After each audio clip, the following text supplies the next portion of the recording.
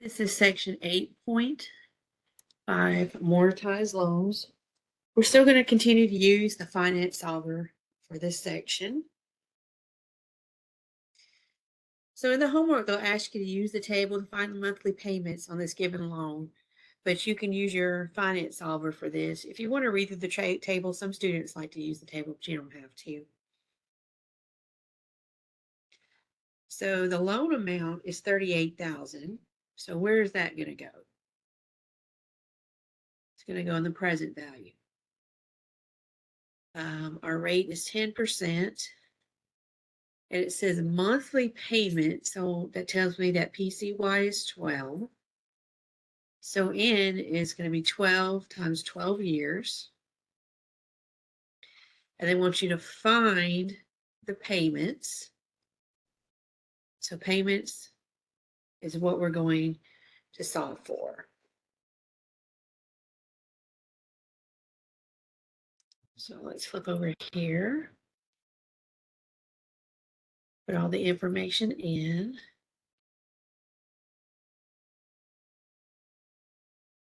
Remember, arrow to the left until the blue goes away. Then you can arrow up to what you want. I want payment. It's highlighted, so I'm going to hit enter. So 454.13. Oops. So the payments will be $454.13. If Sandy can afford car payments of $350 per month for 5 years, what is the price of the car that she can afford now? Assume an interest rate of 5.7%. So we know the percentage. It says she can afford payments of $350 per month. Okay. And it says per month. So it tells me PCY is 12. So N is going to be 12 times 5 years. And they want to know, what can she afford now? So what are we solving for? She wants to buy a car. She needs to find the loan amount that she can borrow. So we're going to solve for present value in this scenario. Let's flip over to our calculator. Go back up to N.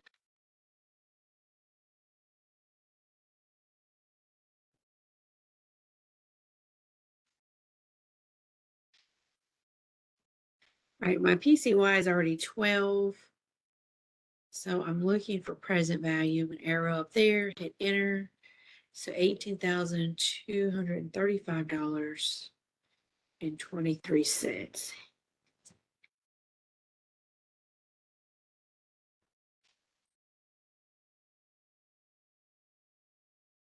Let me double check that I rounded correctly. 23, yep, I did. Find the payment necessary. So we're going to be looking for our payment to amortize a 9.5% loan of $1,250. So the loan amount is $1,250. Compounded quarterly, 4 quarters and $1, with 18 quarterly payments. So this one's a little bit different.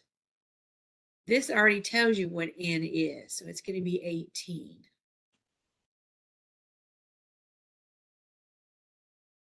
Remember, N is your PCY times the number of years. So that's the total payments, the total compounding periods. They go ahead and give you that. There, it's going to be 18.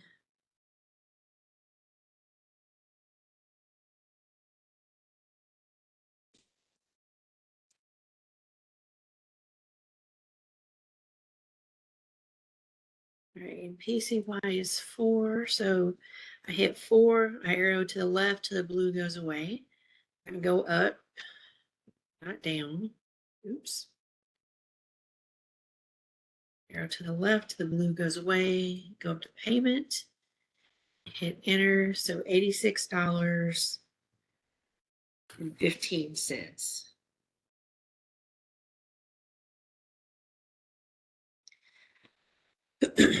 So let's look at buying a house. You need to find the monthly payment to amortize a 3.6% loan of 153,400. So that's our loan amount over 20 years. And it says monthly house notes. So PCY is going to be 12. And it's going to be 12 times the 20 years. And it says find the payments. So payment is what we are going to be solving for. We'll go over to the calculator.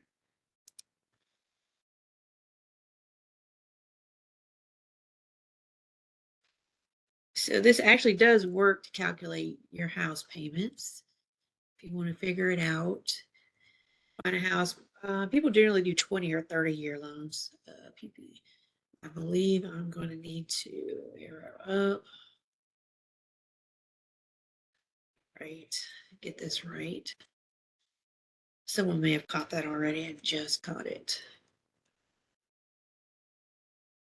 And interest rates fluctuate from year to year. So I want to know what the payment would be on this house.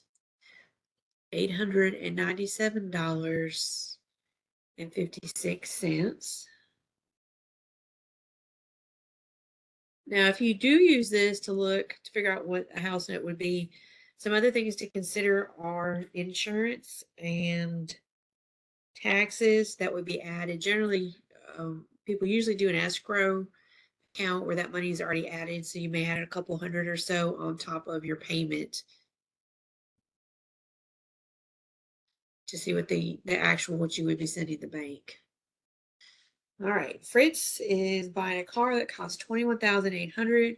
He agrees to make payments at the end of each monthly period for 7 years. So his loan amount is $21,800.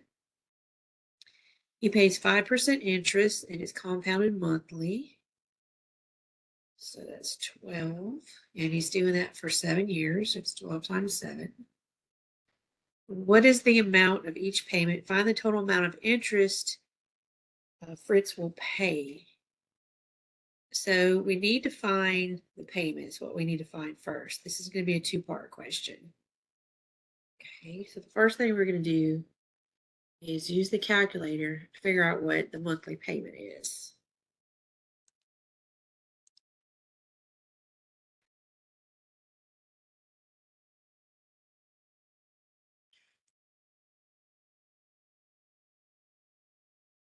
PCY is already 12. So payment 308.12. So his payments are $308.12. That would be part A.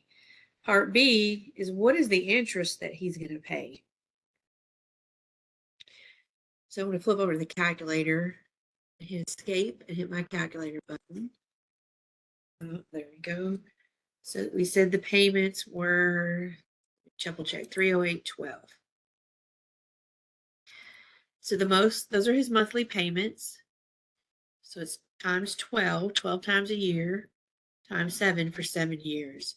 So the total amount that he pays on that loan is $25,882.08. Then you're going to subtract the amount that he borrows.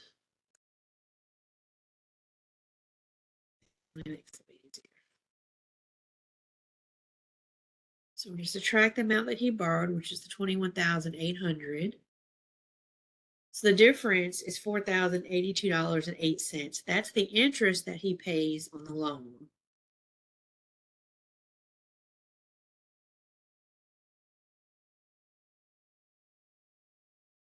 $8,208. That's the interest that he pays on the loan.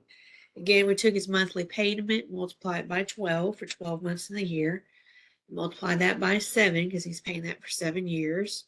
And then we subtracted the amount that we borrowed, which was the $21,000 from the $25,000, and that gave us the interest that is paid on this loan.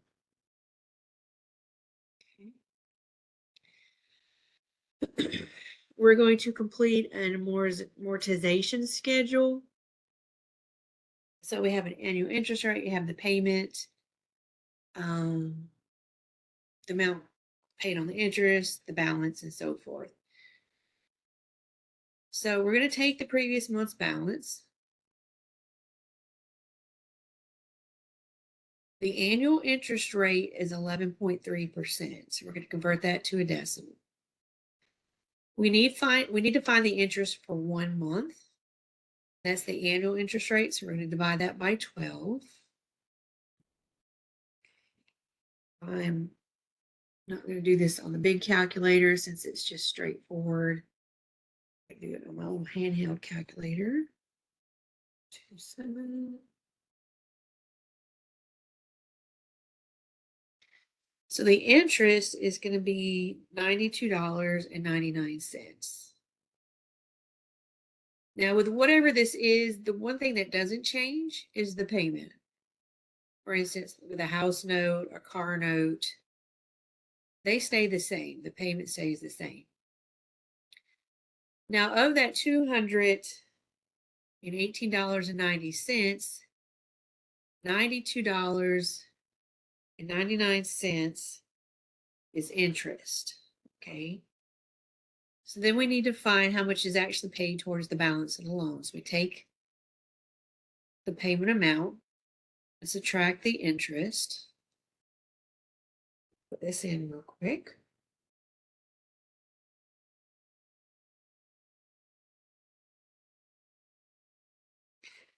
So the amount that we actually paid towards the balance is $125.91.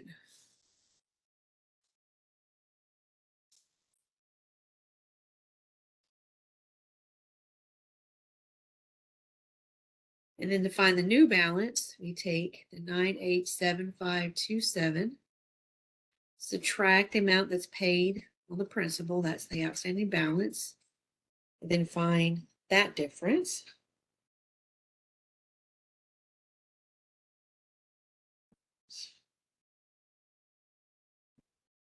So our new balance is $9,749.36. So even though the payment was $218, our balance only decreased by $125.91. That $92 part went to the bank. So then we're going to go through this process again. So we're going to take the new balance, multiply it by the annual interest rate divided by 12. So the interest we pay for the next month is $91.81. Then we're going to take our payment, subtract that interest,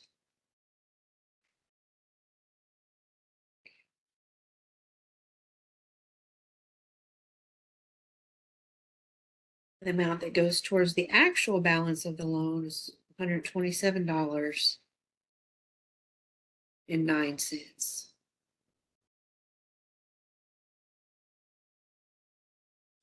Then we're going to take the previous month's balance,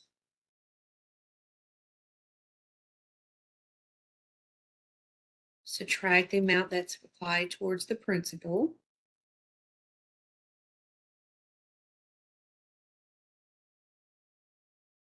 One second. I'm not gonna lie, I'm doing this on my little phone calculator. All right, so $9,622.27.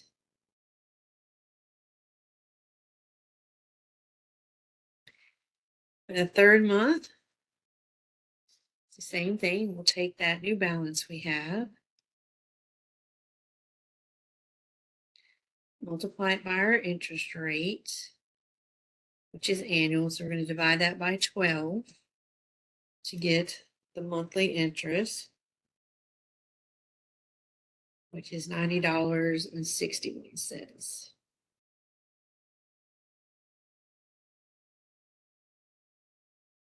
We take the previous month's Oops. Just jumping ahead of myself here. Take our payment. Subtract the interest that is paid on that loan. That's the money that the bank is making off of your loan. So if the bank takes its $90.61, $128.29 goes towards the actual balance of the loan. And the last one, take that previous month's balance, subtract the amount that's paid towards the principal.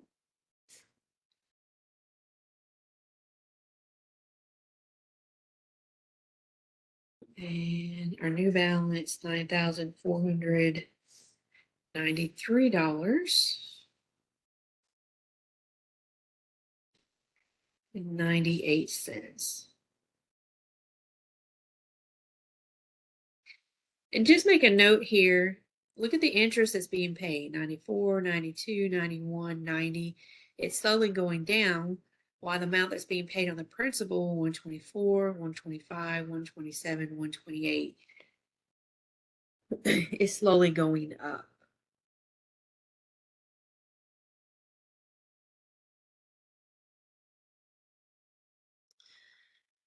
Right? And our last, this is our last one on this section. We're going to be talking about the lottery.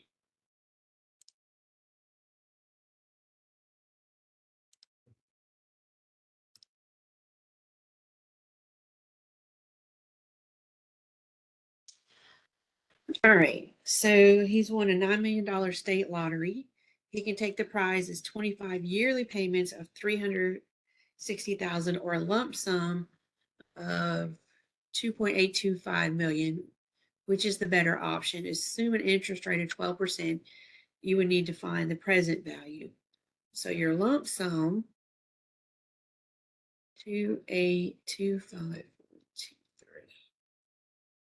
All right, so if you're taking the payments, I'm going to flip over to our finance solver.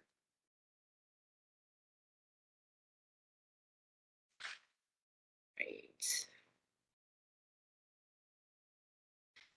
So we're taking one payment a year for 25 years. We're assuming an interest rate of 12%. And our payments are $360,000 a year. All right, PCY is going to be 1 because it's just once a year. But we need to find the present value. So 282.3530. We want nearest dollar. 282.3530. Okay, so which one? So the lump sum is a little bit more. That's your better option than the one where you receive payments. This is the number that they're going to be looking for in my math lab, and you're going to round to the nearest dollar. Okay, so don't put the cents, just leave it as the nearest dollar.